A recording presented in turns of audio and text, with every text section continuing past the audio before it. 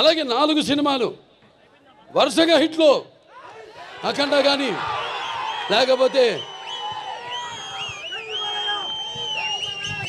వీరసింహారెడ్డి కానివ్వండి, నెలకొండ భగవంత్ కేసరి కానివ్వండి, ఆ తర్వాత డాకు మహారాజు కానివ్వండి, 4 సినిమాలు హిట్ల తర్వాత దాని తర్వాత 50 సంవత్సరాలుగా హీరోగా ప్రపంచంలో ఎవడు లేడు.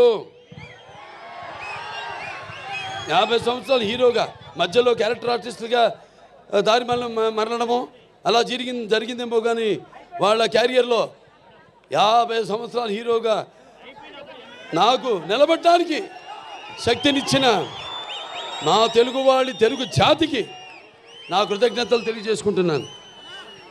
ఏదైనా ఇప్పుడు బాలకృష్ణ గురించి చాలా రకాలుగా మాట్లాడుకుంటారు. ఏం చూసి బాలకృష్ణకి అంత పొగరంటారు, నన్ను చూసుకునే నాకు పొదనైన పొగరంటాను. ఎవరు చూసి అంత ధైర్యం అని అంటుంటారు నన్ను చూసి.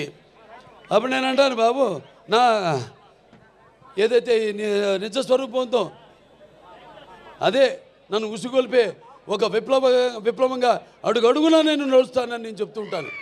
అలాగే నా రీతి ఏంటి, ఇతనికి అన్నీ తెలుసా అంటారు నన్ను చూసిన వాళ్ళందరూ.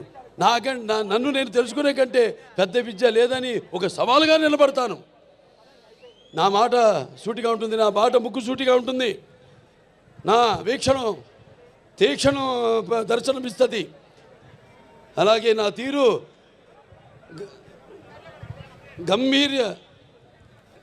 ఒక గాంభీర్య రూపంగా వెలుగుతూ ఉంటుంది. నన్ను మీరందరూ ఒక సినిమా నటుడుగానే కాదు నాకు తెలుసు. ఎందుకంటే నాలో ఉన్న ఒక మానవత్వం అయితేనేమి, నా వ్యక్తిత్వం అయితేనేమి, నాలో ఉన్న నీతి నిజాయితీ నిబద్ధత అయితేనేమి, లేకపోతే నాలో ఉన్న నిష్కల్మషం అయితేనేమి, వీటిలన్నిటితో ఇప్పుడే కాదు ఇంకా ముందు తరాలు కూడా నా అభిమానులు పుడుతూనే ఉంటారు. అంటే ఆత్మాభిమానమే నా చిరునామైనప్పుడు ఆత్మవిశ్వాసంతో నిలువెత్తుగా నేను నిలబడతానని మీ అందరికీ తెలియజేసుకుంటున్నాను.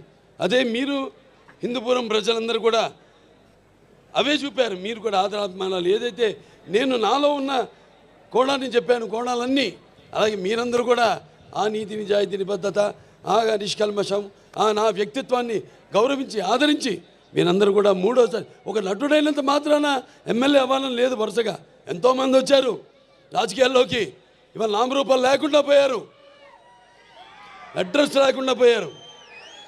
కానీ ఇవాళ ఇక్కడ పనులు చేశాం కాబట్టి నన్ను గెలిపించారు. ఊరికేదో సినిమా యాక్టర్ లేకపోతే రామారావు అబ్బాయి అయినంత మాత్రాన పనులు చేయాలి.